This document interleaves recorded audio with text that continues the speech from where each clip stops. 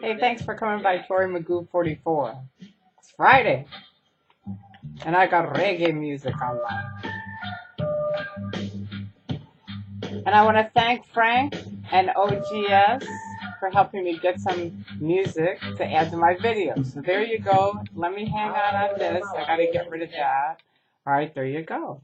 I did it, I think. Anyway, hi guys. It is, let's see, what day is it? It is, oh my Lord, it's the 25th of February already. 2011 came, we went through January, zoomed by. February, zoomed by, and we're almost into March. So someone last night mentioned to me, and thank you for mentioning to me, Frank, that he felt the Then and Now series was very much interesting, and he had gotten feedback from some people that they liked it. So I'm going to continue with a few more things that I thought of that I hadn't done yet. One of them is about children in Scientology, then and now. And I'm just going to give you a little bit of history on this whole routine.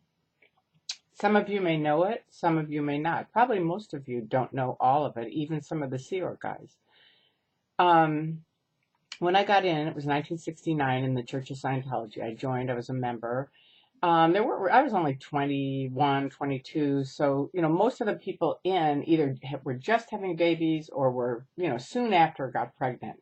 So quickly around, they're on post, right? You walk into an organization and they're on post, they've got their job, they're very busy.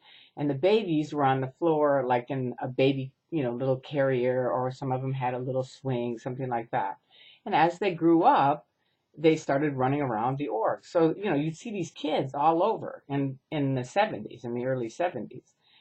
And their parents. And the parents were like very, very busy, very, very focused. They have to get their stats up every week. And that's how the Sea Org is run, right?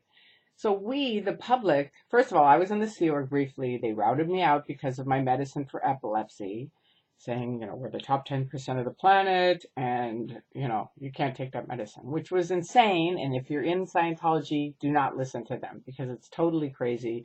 My mother saved my life by saying they're going to kill you. And they were.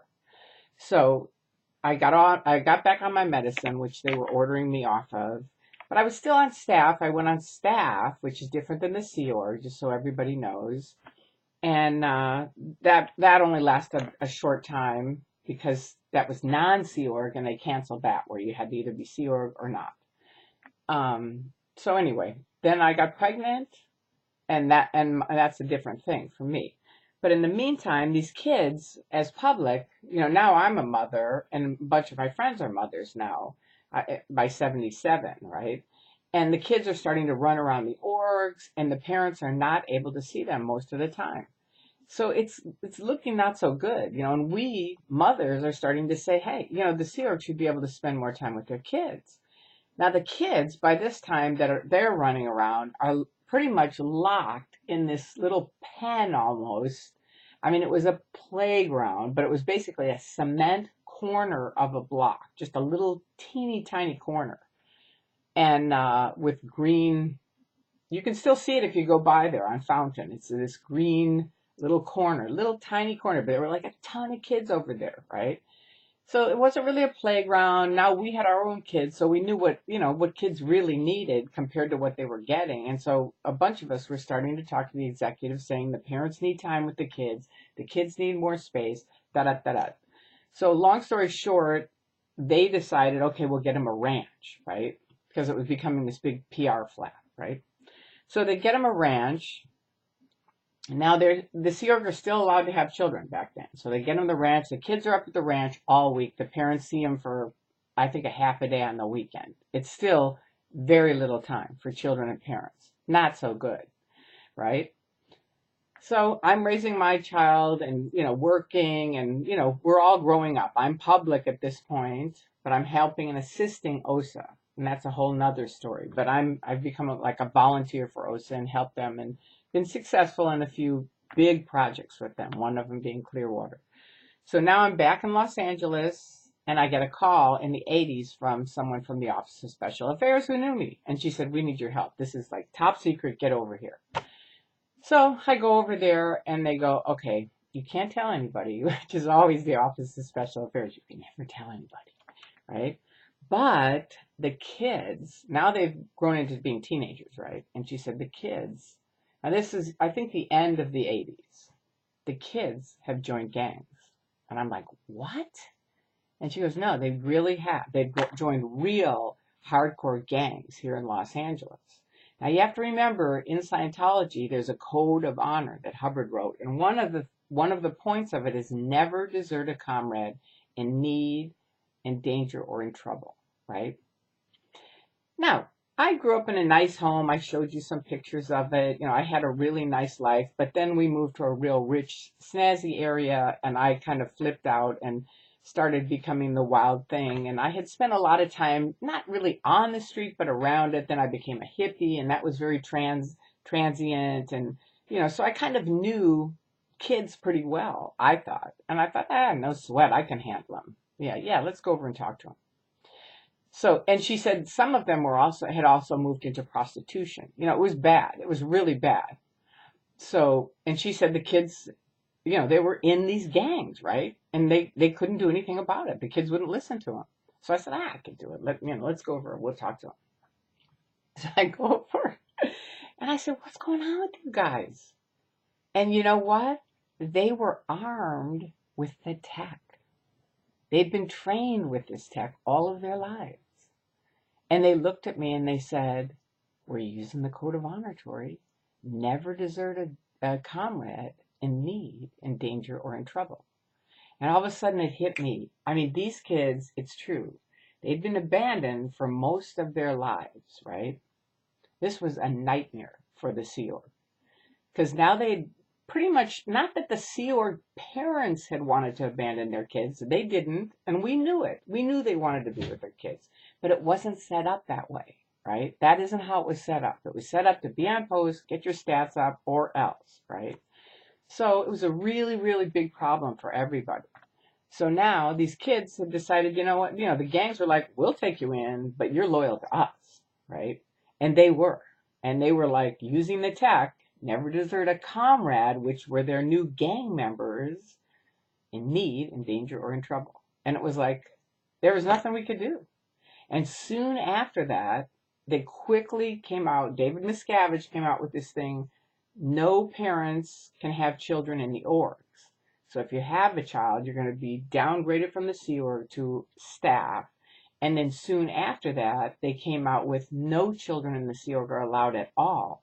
So if you're thinking, that was the first thing I read. Andreas in 2000 said, Tori, I don't think Scientologists are bad. I just think they're misinformed.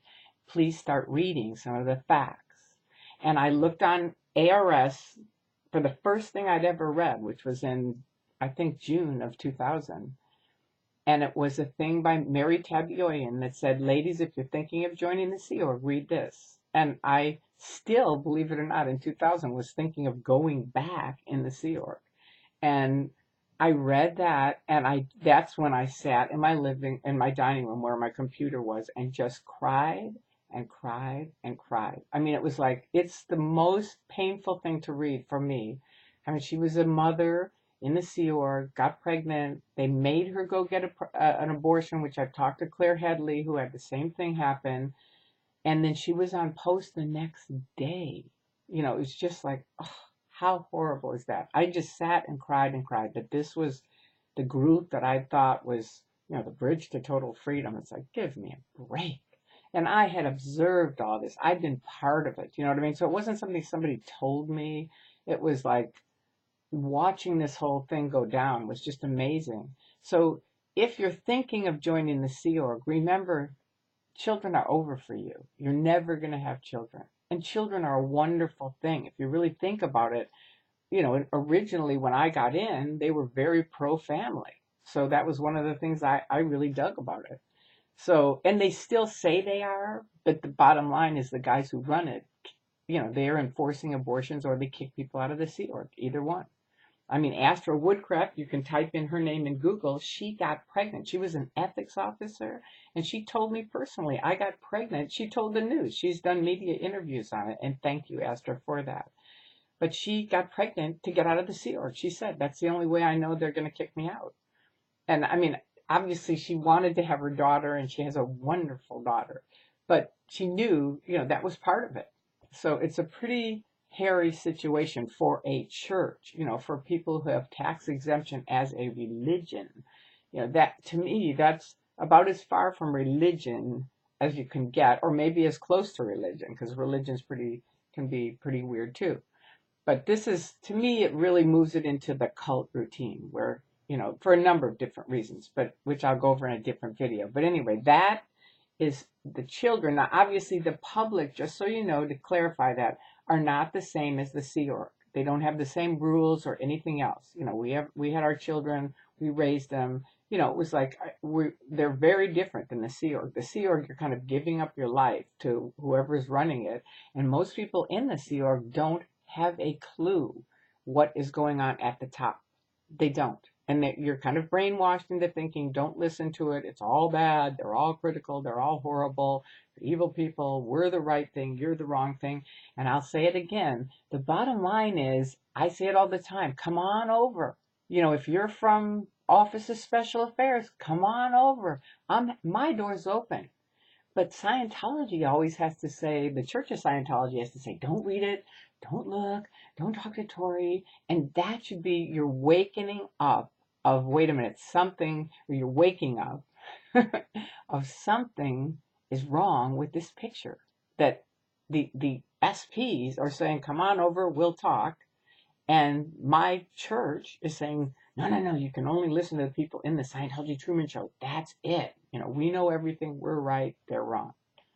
So I say read, look, listen, and then make up your own mind. I have a perfect, positive sense that you will make the right decision for you. And for everyone, I hope that helped. If you have any questions, send them to me. I'd love to answer them. I love you. And let's see, today's Friday. So have a wonderful day. All right. Peace out.